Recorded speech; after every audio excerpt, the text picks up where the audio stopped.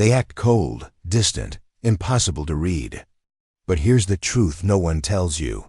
Sometimes that coldness isn't emptiness. It's a storm buried so deep they're terrified you'll see it. You see, avoidants are masters of the great disguise. They'll convince the world, and even themselves, that you barely crossed their mind. But feelings, real, unshakable feelings, have a way of leaking out. Not in grand gestures, not in confessions, but in patterns. Subtle, almost invisible patterns that most people miss. Today, we're going to expose those patterns. We'll break down the psychological tug-of-war happening inside them, and the clear signs they're secretly obsessed with you, even if they'd rather walk barefoot across glass than admit it. And that's where we begin, with the psychology. Avoidants crave connection, desperately, but they fear it just as much. It's the ultimate paradox.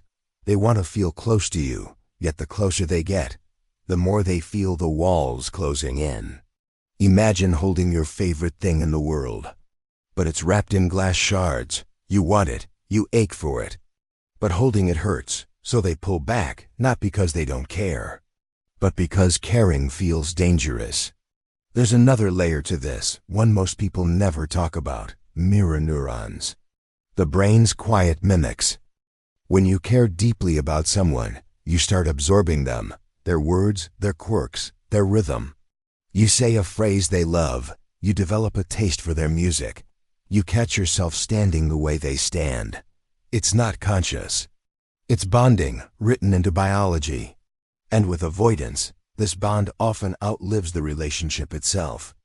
Years later, you might hear them say that same phrase you used, wear that color you always wore, or still play that artist you introduced them to. It's like an old childhood crush you never really spoke to, but somehow, pieces of them stayed lodged in your DNA. Avoidants carry these pieces too. They just won't tell you. Now, you want signs?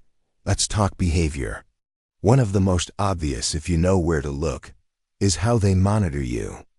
Not in a cinematic binoculars from a window way, in tiny, almost invisible moves.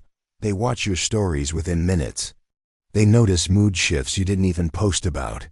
They remember details you forgot you told them. And sometimes, they'll appear online seconds after you post, like a shadow that only wakes when you do. Then there's breadcrumb communication. Little drops of attention, never enough to quench your thirst, but enough to keep you from forgetting them. A random like on a post from months ago. A cryptic message, saw this and thought of you. And then, silence. Think of it like filling a cup. They give just enough to fill themselves with reassurance that they still matter to you, then they disappear. And when that cup runs dry, they come back for another sip. And sometimes, they don't even need to speak to show up. You'll see them at the same events, by coincidence. They'll pop up in the comments of a mutual friend's photo, right under yours. Or in the digital version of this, they're in the group chat, reading every word, but not responding to you directly. They orbit your life like a moon, close enough to see you, far enough to deny the pull. And yet, every move, every flicker, every coincidence whispers the same truth. They read not as far away as they want you to believe. But signs aren't just in what they do around you. They read buried in what they do when you're not there. This is where obsession hides in plain sight. One of the most telling clues is something I call emotional displacement. When an avoidant feels too much, they don't pour it into you. They pour it somewhere safer, a hobby, a project, an obsession within an obsession. And if you look closely, that hobby often has your fingerprints all over it. Maybe it's a genre of music you introduced them to. Maybe it's a skill you once mentioned you loved. You step away, and suddenly they're knee-deep in it. Not because it's just fun, but because it's the one way they can be close to you without risking rejection. It has the emotional equivalent of staring at your reflection in a lake instead of touching the water. Then there's jealousy, but not the loud, dramatic kind. This one wears a mask. They'll act dismissive about the people you're close to. They'll make casual comments. Oh, you hang out with him a lot now, and shrug like it's nothing. But watch their body, the quick glance, the microsecond of tension in the jaw, the way their voice tightens when they pretend they don't care. It's the storm behind glass again. The feelings are there. They just refuse to let them spill. Sometimes it's not jealousy of people. It's jealousy of you. Avoidants often turn connection into a competition they never admit exists. Who reaches out first? Who moves on faster? Who posts the "I'm thriving" picture sooner? I once knew someone after Hurricane Ike who swore they didn't care who texted first. But you could see the satisfaction on their face when the other person broke the silence first. For them, winning meant caring less, even if they cared the most.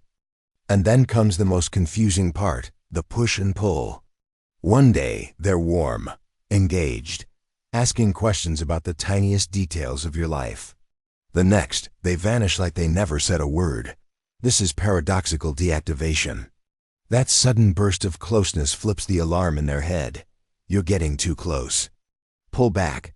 They cloak it in phrases like, "I'm fine," or "I've just been busy." But you can feel the effort in their detachment. It's performance, a shield they rehearse. At their most vulnerable moments, right when connection deepens, some avoidant self-sabotage. They'll pick a fight over something trivial. Disappear for days. Demand space they didn't need yesterday. Why? Because in their mind, closeness equals losing control. And losing control is the deepest fear they carry. So they burn the bridge just as they're about to cross it. But here's a truth you need to hear.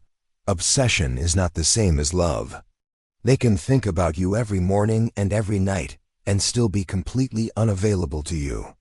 They can mirror you, orbit you, compete with you, and ache for you, yet never step forward to actually meet you where you stand. And that's why these signs, as fascinating as they are not always a good thing. Because you deserve someone who doesn't just keep you alive in secret. You deserve someone who stands beside you in the open. If you take anything from this, let it be this. Notice the signs, but don't romanticize them. Love should not feel like decoding a ghost. The right person wants to leave you chasing crumbs. They'll offer the whole loaf without hesitation. Marcus Aurelius once said, "The happiness of your life depends upon the quality of your thoughts." And I'll add this, the quality of your relationships shapes those thoughts more than you think. So ask yourself, is this connection feeding you or is it starving you slowly? Because in the end, obsession hidden in shadows is still just that. Shadows. The right person will not haunt you from a distance. They will walk beside you. In daylight.